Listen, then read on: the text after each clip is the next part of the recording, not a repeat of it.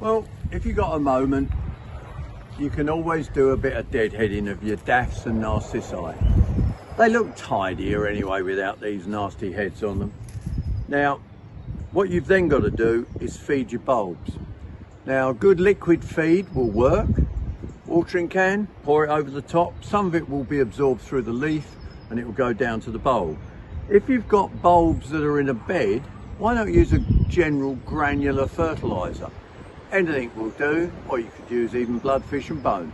Work it into the surface, and I'm sure we'll get some more rain in the next month. The rain will work it in. If it doesn't, you can always water it in. Feeding at this time of the year is so important, and it moves me on to roses. The roses that you pruned last month will be showing some lovely vigor this month, and what you want to do is look after them.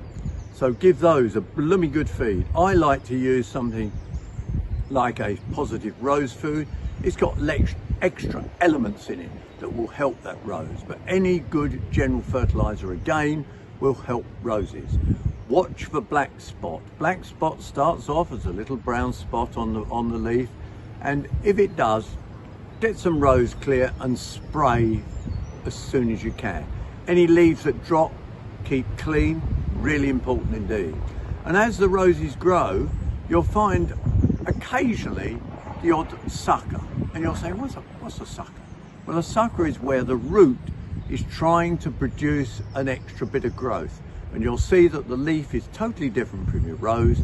See that you pull those off, and it's important to pull them off the root, not to cut them. If you cut them, they'll just sprout more.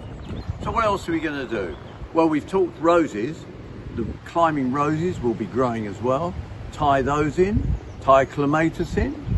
Trachelospermums, anything climbing will be going forth right at this time of the year. So you want to keep it tied in, neat and tidy, tuck it through the trellis, all that sort of thing.